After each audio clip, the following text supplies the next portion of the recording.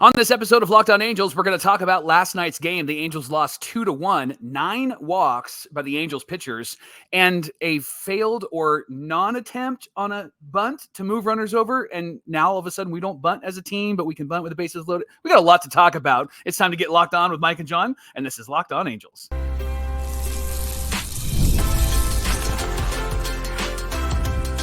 You are Locked On Angels, your daily Los Angeles Angels podcast. Part of the Locked On Podcast Network, your team every day. Thanks for making Locked On Angels your first listen of the day. You can find us anywhere you get your podcasts, including Apple Podcasts, Spotify, and SiriusXM by searching Locked On Angels. And if you'd like to give back to the Super Halo Bros for all the Super Halo content, here's some things that you can do. Leave us a rate and a review on Apple Podcasts. If you're watching on YouTube, hit that thumbs up button. And if you're not subscribed already, please subscribe and become a Locked On Everydayer. And whether you're watching or listening, come over to YouTube, leave a comment. It's one of the best ways to get in touch with us and be a part of the conversation. And today's show is brought to you by our friends at Supply House. SupplyHouse.com is the reliable way to get parts fast. Shop for your next plumbing, HVAC, or electrical job and get fast shipping from coast to coast at supplyhouse.com. Thanks for being here for this episode of Locked On Angels, where it's your team every day. You've got the Frisch Brothers here with you, a.k.a. the Super Halo Bros. My name is John, and that's my brother Mike. And my name is Mike, and that's my brother John. Hey, Mike, special tip of the cap to Locked On Everydayer Roger Lord. He shared with us that his friend Jim Allison recently passed away on Friday at the age of 84. Jim was an everydayer, and so was Roger. And Roger said that Jim was a baseball encyclopedia. So to you, Roger, we say thank you for being an everydayer. And to your friend Jim, we appreciate him and the time that he spent with us watching our show and enjoying the show. We dedicate today's show to Jim Allison and his memory. 84 years old, a good long life there, Mike. And so this one goes out to Jim today. Hey, we've been fans of this team for years. It's our third season here at Locked On Angels. We're here 5 days a week all the way through the season. On today's show, who should be called up and who should stay in the minors? We're going to talk about that on today's show. But first, let's get into last night's game. It was a 2-1 loss, Mike. This one I felt like, yeah, that's the way it's going to go with Luis Gil on the mound, right? Yeah. It got started kind of crazy, John. In the first and second innings, this game had everything. Loaded bases. Let me do the Stefan. This game had everything. That Loaded was good. bases, pop-ups, infield flies, 2 interference calls, and a manager ejection. That was good. Attaboy. Do one of these? Yes. I was Stefan for Halloween one year, and I crushed it. And you just did right now. So here's what happened in the first inning. So Volpe, who's swinging a hot bat, he leads off with a single, and then Juan Soto walks, and Aaron Judge walks, and we all went, oh, dear God. This is not going to be good. And then Stanton pops up in the infield, John, and as Neto is getting under it. Now, the infield fly rule has been called, but as Neto is getting under it, Soto's heading back to second base, and he's trying to, maneuver to get to second, and Neto backs up to try to get the ball, and they run into each other. Yes. And the ball drops. And so the ump says, obviously, the batter's out, infield fly, but they call Soto out for interfering with Neto. And I get it. He ran into him, and I know the rule of the play, but it was one of those moments where, Neto is looking up, trying to get the ball. And the question I have for Soto is, where does he go, right? He's trying to get back. He's trying to get around. I get what he's trying to do. And so it was one of those plays where you're like, I'm glad it went in our favor, but I can understand why Yankees and Yankee fans would be upset. Look, this is the second time in less than a week we've had a weird interference call, but is it not on the runner to be looking at where the defender is and dodging that? I mean, yeah. And also, Mike, I realized he was reaching back with his foot, but I thought there was a little bitty bum going on there with there was a hip check, right? There was definitely a hip check right there. So yeah, this is the MLB, not the NHL, right? So there was a slam into the glass on that one. Then Aaron Boone comes out, John, and what Gooby said is Aaron Boone's family was there. His dad was there, and so they had a good conversation, and Aaron got ejected while his family was there, and that was pretty funny to see him get thrown out. And then Brad Ausmus comes out to argue too. Your favorite manager, Angel manager of all time, Brad Ausmus, came out. But then props to Anderson, John. He gets out of the inning,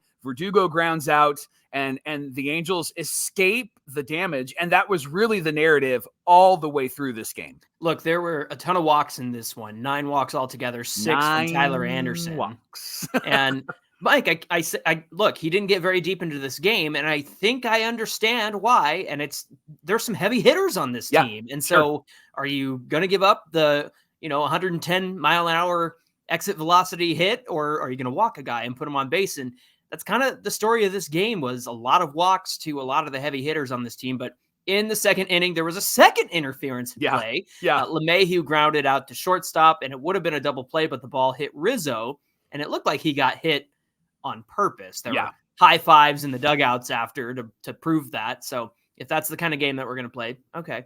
Anderson strikes out Volpe, and then Anderson was living dangerously, Michael, through 2 innings and 40 pitches. The top of the came along. Alex Verdugo hit a solo shot to right field. Of course, he's a lefty, and it went 394 was the official stat cast. He acted like he hit it to Barry Bonds territory. Yes, he did.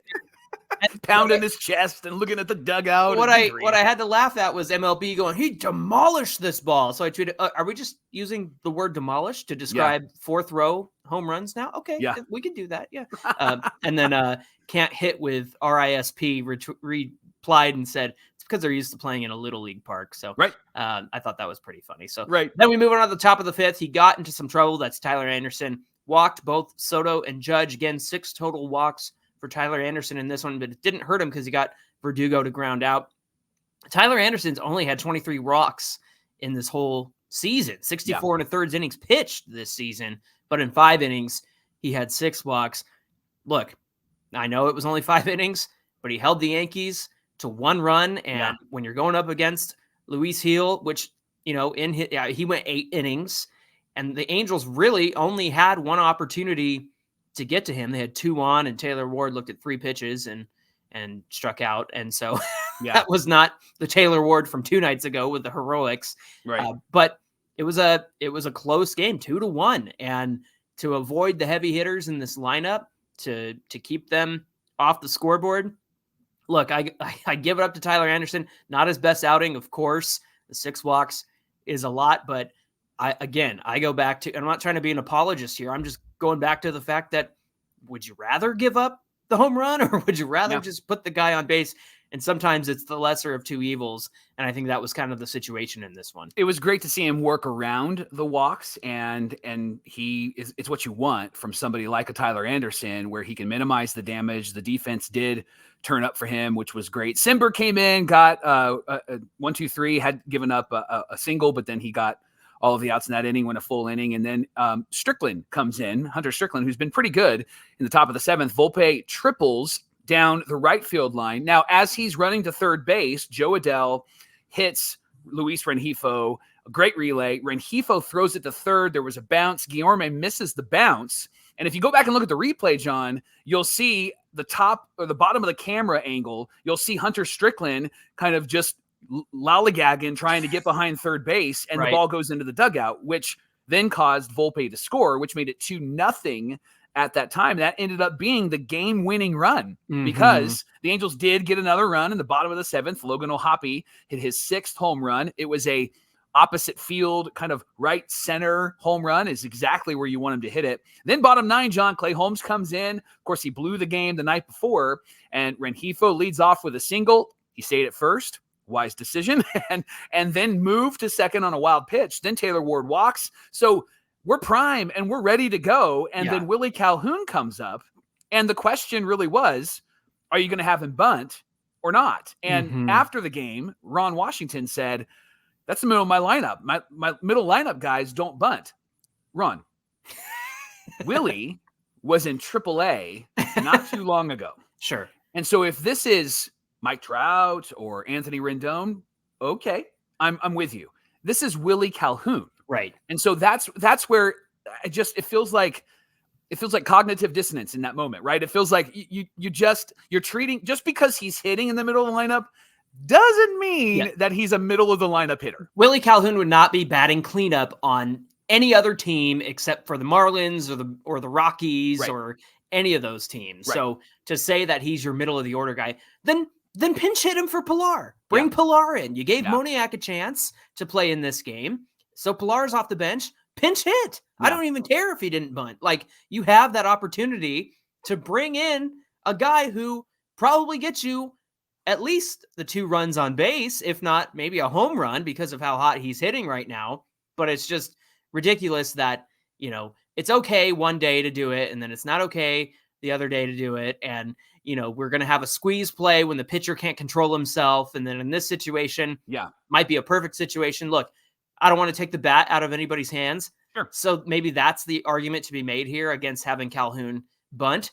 But bring in, for goodness sakes, bring in Kevin Pilar to swing away at this one. Clay Holmes is obviously shaky once again. Yeah. And the Angels just did not take advantage of that. And so these are the I like Ron Washington being our manager because I think that he's good for these young guys. But these game-to-game, moment-to-moment situations have just not been good for Ron Washington this season. So when everybody gets worked up about, well, everybody's a Ron Washington defender, because he's a good guy to have as a manager to teach these guys something. But the moment-to-moment gameplay is questionable, I should say. And so that's where it comes down. There's no nuance in baseball. It's either he sucks or he's great. And it's just like, come on, can we have a conversation about what he's doing well and what he's not doing well? And to Willie Calhoun's credit, he has a lot of doubles. He was swinging a hot bat leading into this game, has slowed down a bit. But again, it's a situation where you've really struggled to score runs. And you have been struggling to score runs. Mm-hmm. And it's a close game. And the reason why these decisions are magnified is because it is a close game. Right. And this team is in the game. They should be getting blown out by the Yankees. Right. But they're not. Yeah. And this is a moment where, and I've used this example, I'm going to use it again. This is a moment where you're the underdog NFL football team. Right. And you come back from 2 touchdowns down. And it's the end of the game, and you don't kick the extra point, you go for 2 because you want to win the game because your guys are exhausted. They've worked really hard. They've battled and battled and battled. And this is to Tyler Anderson's credit. Like, he battled. And this bullpen 2 nights in a row now has been really, really good. They've given up just 1 run, and it was that Hunter Strickland triple to Volpe, and then he came in. They have been fantastic because Luis Garcia came in after Hunter Strickland and was really good. They shut down Aaron Judge and Soto, whether they walked around them or whether they pitched to them. They did a great job of managing them. So I think in this moment you go, my boys need some help. Yeah. I'm going to move some runners over. It doesn't mean they're going to get the runners in, but second and third with 1 out gives you a better opportunity because Holmes already threw a wild pitch. Right. And with the next batter coming up being Logan O'Hoppe, he's made contact. He's done really well. And so, he's got a successful bunt this season. So I just think that you're right. These moment-to-moment situations in games get magnified because the games are so close. However, I do believe that Ron is a good manager for this team. So both can be right, both can be good, both can be true. I just would have loved to have seen him make I'm going to make contact. I'm going to move these runners over. Because what Calhoun did last night is what he was afraid Guillorme was going to do in the game where he missed the squeeze. Yeah. So maybe he's feeling the wrath of the fans and didn't want to make that decision again. I understand that as well. But it just felt like that situation called for Calhoun to move those runners over. O'Hoppe grounded out to third to end this game. So it ended up being a 2-1 loss. And look, coming into the series, Mike, I was shocked we got the win on Tuesday night. I knew the Luis Gil game was going to be tough. Yeah. The Angels are 21-34 at home, or 21-34, and at home they're 7-20. So we'll see how things happen today. Of course, we always want to thank you for making Locked On Angels your first listen of the day. The Angels are back at it tonight, 6:38 Pacific time. Sandoval is taking on Carlos Rodon. I was nervous about that game. And so I felt like we needed last night's game because this one I think is going to be tough to get because Sandoval hasn't been great. We'll see what happens with the bullpen if the Angels can get to the bullpen. That was the problem, is they couldn't string anything together against Luis Gil, and he's cruising. Right. And he came in under the century mark in terms of pitch count and whatnot. But you can catch every pitch of the Angels Hometown broadcast on SiriusXM with the SXM app. Just search Angels. Coming up on Locked On Angels, the Angels won't admit that this is a rebuild year, but we all see it. And in a rebuild year, there's an opportunity to maybe call up some players from the minor leagues. And there are those that should probably stay put. And we're going to talk about those coming right up. Everydayers, you can get supplies from Supply House. They're here to help you out. They make the skilled trades easy for you at supplyhouse.com. Supplyhouse.com is the reliable way to order plumbing, HVAC, and electrical products online. Their easy-to-use website is packed with helpful resources and the latest product info to help you get the job done right. You can shop the complete inventory of over 200,000 parts from over 400 top brands. And when you do, you'll get your order delivered right to your door with fast shipping coast to coast. And if you need help with your order, they have expert support and industry-leading service from the friendliest folks in the business. And you get to talk to a real person every single time, Johnny. That's the best part about Supply House. I love that they have the friendliest folks. Let's go. The friendliest folks at Supply House. Pros in the skilled trades can get a competitive edge by joining supplyhouse.com's free trade master program. It's spectacular. You got to check it out. The Trade Master program gives you access to a dedicated phone line, free shipping and discounts on every order. Man, if you're in construction, you're working in these trades, Supply House is what you need. You can get that membership of the Trade Master program at supplyhouse.com/TM, and you can order plumbing, HVAC, and electrical supplies from anywhere with just a few clicks at supplyhouse.com. This is the Locked On Podcast Network, where it's your team every day. And if you haven't done so already, everydayers, you got to check out Locked On Sports Today. It's a free 24/7 sports streaming channel on YouTube, covering the top stories of the day across the sports world, not just baseball, but the entire sports world. So it's kind of like, those channels on TV, but without all the screaming, without all the yelling, without all the hot takes. It's the analysis, opinions, and news that you want. It's free on YouTube, streaming 24/7 there, and on the Amazon Fire TV channels app. It's part of the Locked On Podcast Network, where it's your team every day. And speaking of your team every day, the Angels are back at it tonight, 6:38 Pacific time at Yankee Stadium West. The Big A. And you can catch every pitch of the Angels' hometown broadcast on SiriusXM with the SXM app. Just search Angels. Mike, I heard another pop-up to left field. I think it was off Aaron Judge's bat on the radio last night. I thought that was pretty funny. It was just a weak fly ball to left field, but oh my gosh. Yeah, Yankee fans went nuts over that. So, Johnny, since it is a rebuilding year, don't tell the Angels management and leadership, but it is.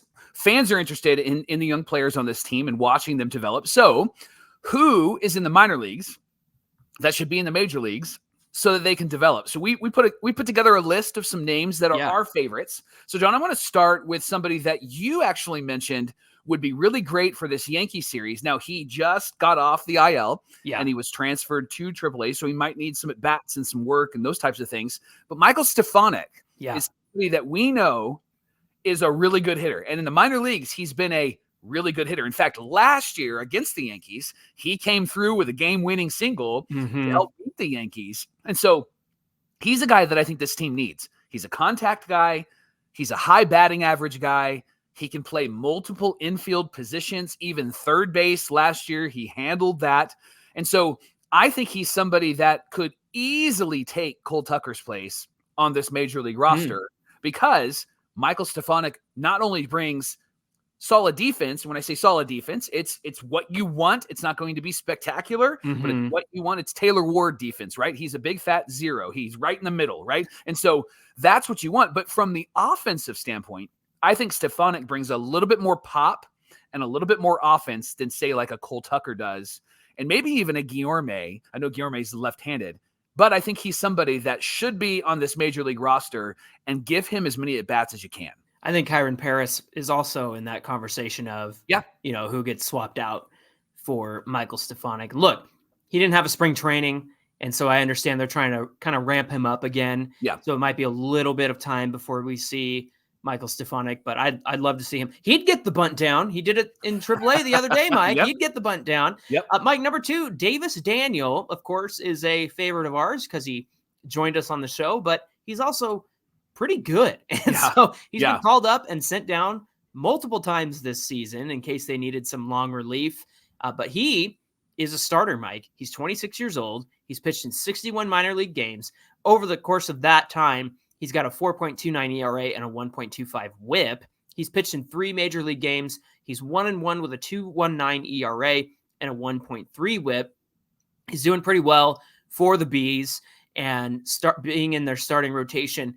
He's somebody that I would like to see them give a chance to. I mean, I know that we have our starting 5, but if they need a spot start, I think Davis Daniel would be the first one I call up. Number 3 is Mason Erla. I've mentioned him a couple of times on this pod. He's a bullpen piece for the Trash Pandas. In fact, he's their closer. 13 games, 4 saves, a 1.15 WHIP. Johnny's having his best season in their minor leagues so far. Ben Joyce, Mike, I know everybody's really wanting to see that flame-throwing arm of Ben Joyce.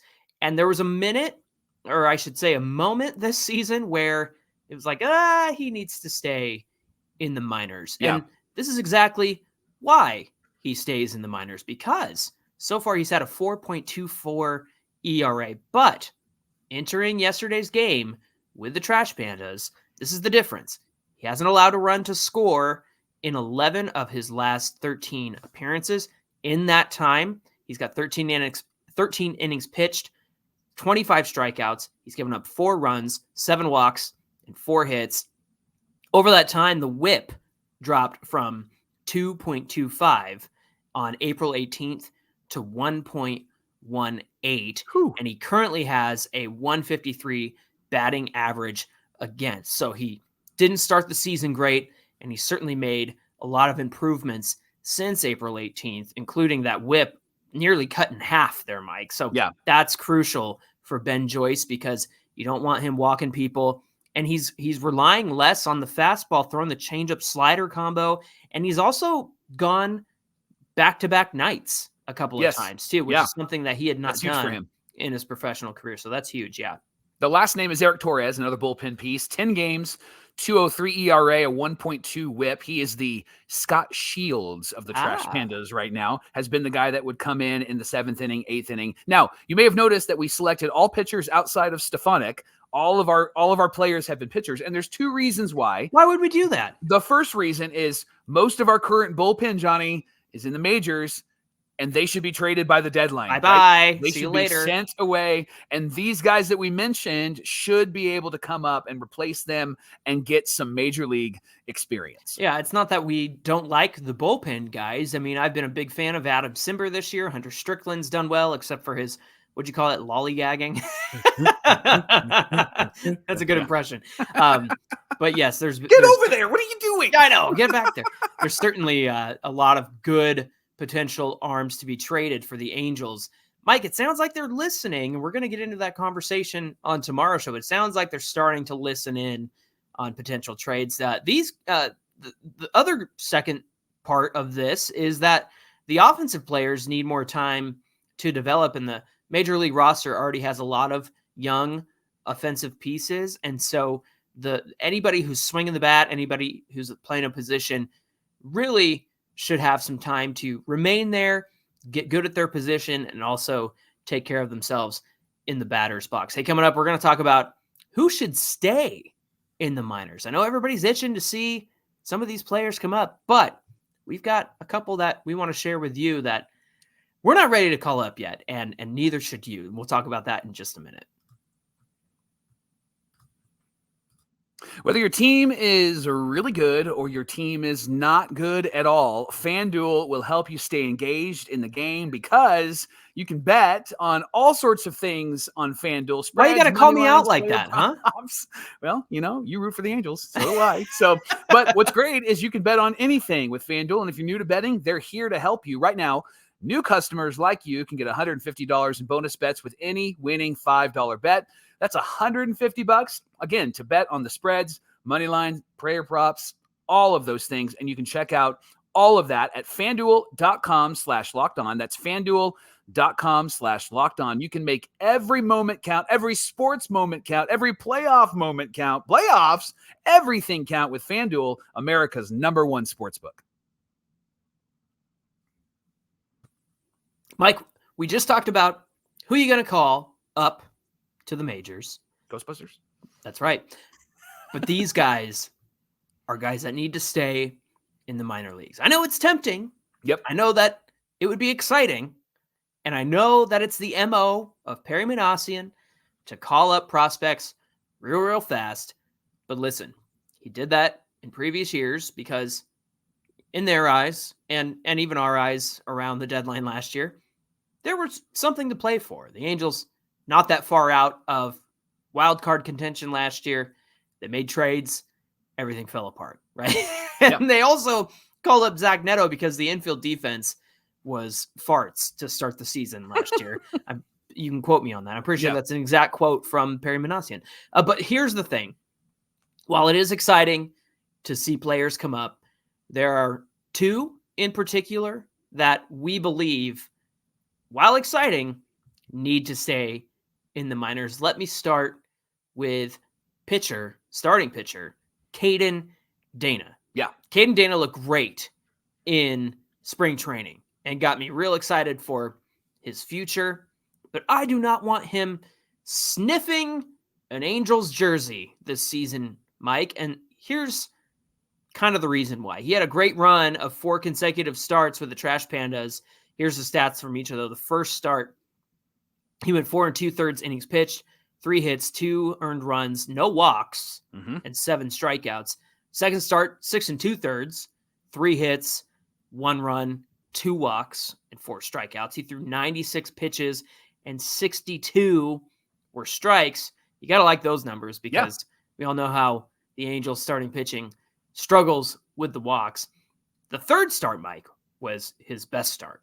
7 innings pitched, 2 hits, no runs, 1 walk, 8 strikeouts. He only threw 78 pitches. 53 of those were strikes. Now, 78 pitches could have gone more, obviously, but he is still young, so you don't want to wear out that arm.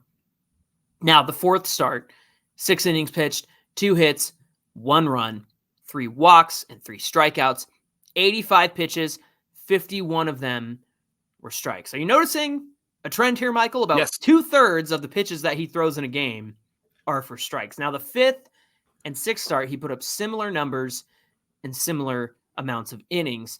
But since then, and this is again why you want to keep somebody down in the minors. I point to Ben Joyce, how he didn't start the year great, worked on some things, and now it seems like he could be ready for a bullpen spot. Caden Dana started out great, continues to pitch well, and then things kind of took a turn for him. In his last 3 starts, he went 3 2/3 innings pitched and threw 71 pitches. Then the next start, 4 innings pitched, 85 pitches, and then another 4 innings pitched with 81 pitches. The numbers weren't bad, but he did give up 3 runs per game. And again, that's 3 2/3 innings, 4 innings, and 4 innings. So 3 runs per game in that small amount of innings. Not great. However, he just really wasn't efficient with his pitches. That's why the pitch count was so high. Needs to stay down in the minors because he has ace potential. And I don't want to see the Angels rush him up and ruin him. Now, maybe if the Angels aren't playing for anything in September, and of course I said if, you can laugh at me if you want. Yeah. But it would be nice maybe to get a start or two just to see what he can do. But to bring him up and make him a consistent part of what the Angels are doing now, I think would just be unwise. And so it's important for Caden Dana to stay down in the minor leagues at this point. The other big name is, of course, Nelson Rada. He's still just 18 years old, John. Turns 19 in August. Wow. Here's his slash line with the Trash Pandas entering last night's game. 252 on average, 307 on base, a 276 slugging percentage, and a 583 OPS. He has 19 stolen bases. So he's not a slugger. He's fast around the bases. He's a Sean Figgins without any power kind of player so far.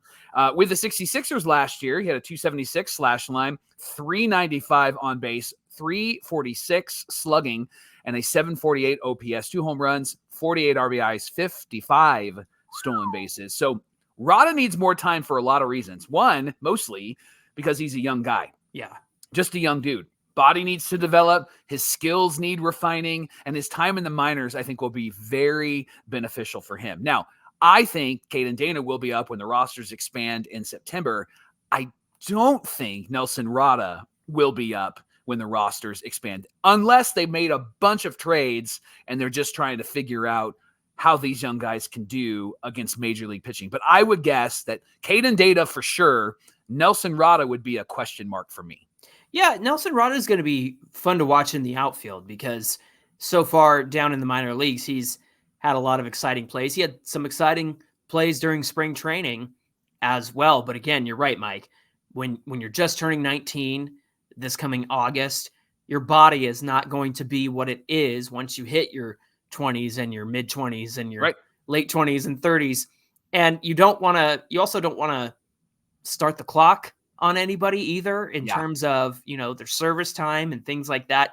So Nelson Rada, a lot of development to go.